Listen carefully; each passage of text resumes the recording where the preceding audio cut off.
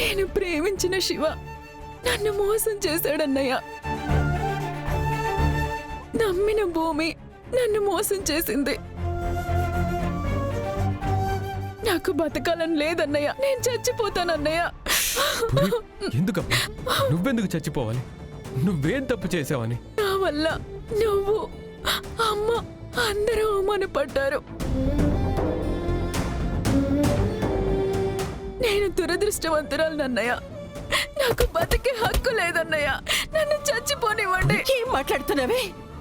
నేను ఒక్కదాన్నే రోడ్డు మీదకొచ్చిన రోజు ఇదే ఆలోచన నాకు వచ్చుంటే ఈరోజు మీరు ఇంతటి వాళ్ళు అయ్యేవాళ్లే కాదు.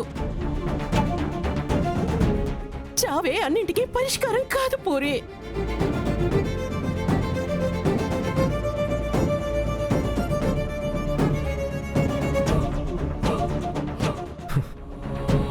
ఈ చేతులతోనే నిన్ను పెంచాను. ఈ చేతులతో నిన్ను ఘాటికి సాగనంపమంటావా? అన్నయ్య,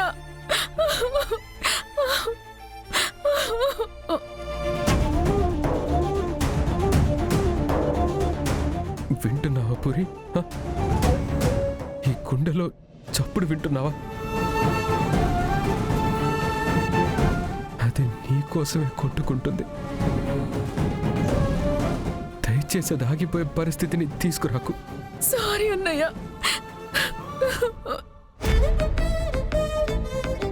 ఇంకొకసారి ఇలాంటి దుస్సాహసం చేస్తే నీకంటే ముందు ఈ అన్నయ్య ఈ భూమి మీద ఉండడు. అన్నయ్య వద్దన్నయ్య. సారీ అన్నయ్య. నా రెండు కళ్ళు నువ్వు అమ్మే కదమ్మా. మీ ఇద్దరిలో ఏ ఒక్కరికి ఏమైనా అయితే నేను చచ్చిపోతాను. అయినా నేను నా అనుకున్న వాళ్ళ కోసం ఎంత చేస్తాను? నా చెల్లి కోసం ఏమి చేయను అనుకున్నావా? అంతా అయిపోయాక ఇంకేం చేయగలవు అన్నయ్య? శివని తీసుకొచ్చి నాకిచ్చి పెళ్లి చేయలేవుగా.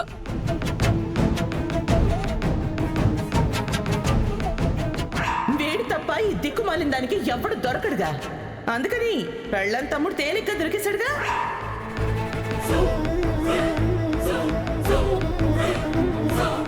నెల తిరిగేలోపు ఆ శివ కంటే అందగాన్ని, ఆస్తిపరుణ్ణి, గుణవంతుణ్ణి తీసుకొచ్చి అంగరంగ వైభవంగా పెళ్లి చేస్తాను. ఇదిగో ఆ భూమి నీకు అన్యాయం చేసుండొచ్చు,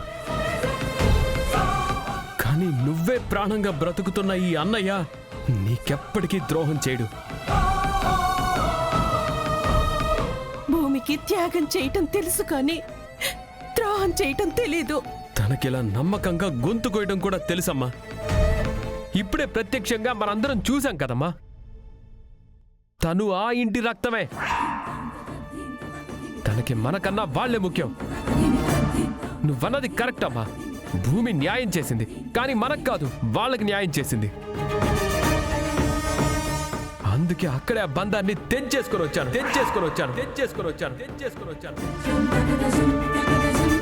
ఏం మాట్లాడుతున్నావురా? అవునమ్మా.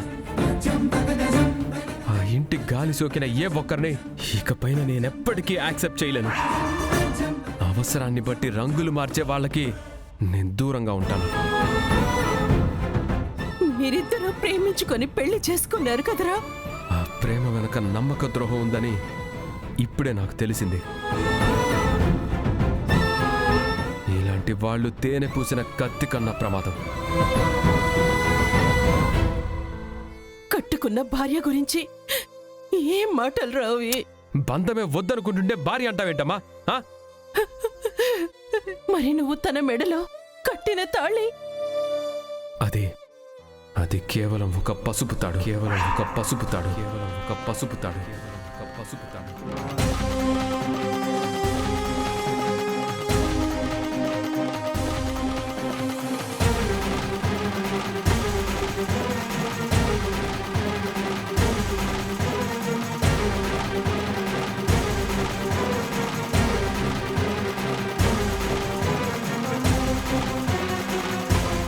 మనసు విరిగాక తాడు తెంపాల్సిన అవసరం లేదమ్మా.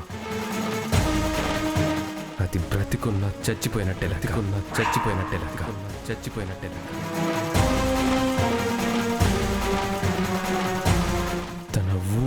తన ధ్యాస ఏది నాకు పట్టదు. నాకే కాదు, నీకు కూడా చెప్తున్నాను. తను ఇక నుంచి నీ కోడలు కాదు. పురి, నీకు తను వదిన కాదు. ఇకపై తన చేతిలో మోసపోయాను అనే ఆలోచన తీసేయ్. నీకు అన్నయ్య ఉన్నాడమ్మా, నేను చూసుకుంటాను. నీకేం కాదు.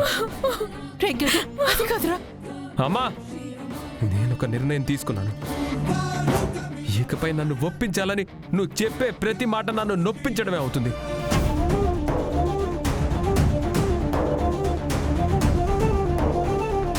ఇక నుంచి నా చెల్లెలి పెళ్లి మాత్రమే మన ముందున్న లక్ష్యం.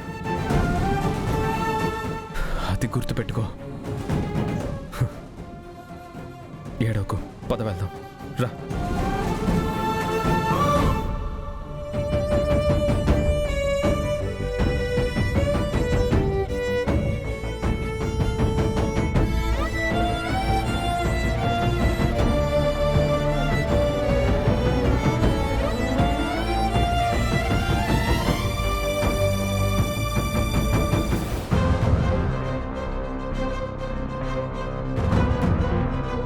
శరత్చంద్ర గారు, మీ అమ్మాయి భూమి వస్తుందని చెప్పారు, ఇంకా రాలేదు. నా కోర్టులో కేసుంది, నేను వెళ్ళాలి. అంటే తనిప్పుడు రాకపోతే ఈ పని ఆపేస్తానని అనుకుంటుందేమో. తను పెళ్లిలోనే ఉంది కదా, మనమే తన దగ్గరికి వెళ్దాం. అక్కడే సంతకాలు పెట్టిస్తాను. ఆస్తంతా తన మొహాన కొడతాను.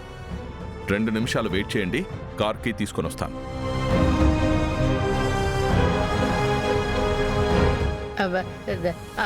అల్లుడు గారు, అపూర్వ కాసేపట్లో వస్తుంది కదా, తనొచ్చాక ఇద్దరు కలిసి వెళ్ళండి. ఇప్పటికే ఆలస్యం అయిపోయింది, ఇంక నేను ఆగను.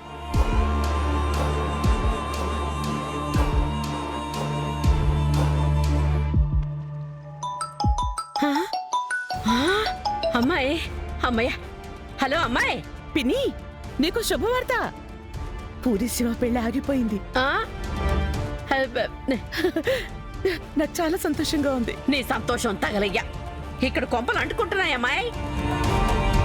అల్లుడు గారు ఆస్తి మొత్తాన్ని ఆ భూమి పేరు మీద రాయడానికి లాయర్ని తీసుకుని భూమి దగ్గరికే వస్తున్నాడు. ఏంటి? ఇప్పుడు ఆ భూమి సంతకం పెట్టేస్తే ఆస్తి మనకి దక్కదు. అబ్బా, నువ్వేం చేస్తావో నాకు తెలీదు. బావన్ అక్కడే ఆపేయి. మేము 10 నిమిషాలు అక్కడ ఉంటాం. ఇప్పుడే కదా మాట్లాడారు. లాయర్ గారు ఉండండి, నేను ఇప్పుడే వస్తానని పైకెళ్ళారమ్మాయి. ఇప్పుడు నేనేం చేయను? అయితే జాగ్రత్తగా విను. బావ మెట్లు దిగేటప్పుడు జారిపడేలా చెయ్యి. మెట్ల మీద నూనె పోసి. సరే అమ్మాయి, సరే సరే.